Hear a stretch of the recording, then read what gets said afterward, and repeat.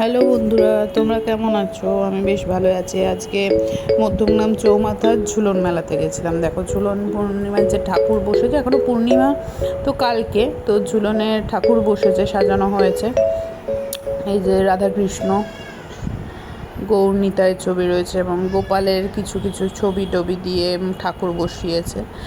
আর তার জন্যে সামনে আমাদের মঞ্চ করেছে, সেই মঞ্চে হচ্ছে কীর্তন হচ্ছে আজকে সন্ধ্যাবেলায়, মানে অষ্টপ্রহর কীর্তন হয়তো। এবার তার সাথে সাথে কিছু দোকানও বসেছে। দেখো, চুড়িমালার দোকান রয়েছে, বেশিরভাগটাই চুড়িমালার দোকান রয়েছে।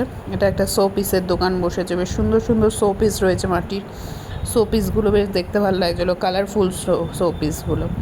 এই যে এটা বাচ্চাদের খেলনার দোকান, ব্যাগের দোকান বসেছে, এই যে ব্যাগের দোকান রয়েছে।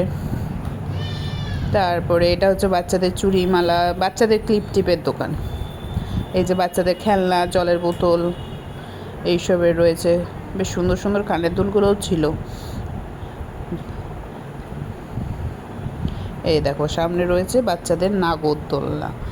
ছেলে খুব বায়না করছিল নাগরদোলনায় চড়বে বলে, কিন্তু আমি তো চড়ি না, তো ছেলেকেও আজকে চড়াতে পারিনি।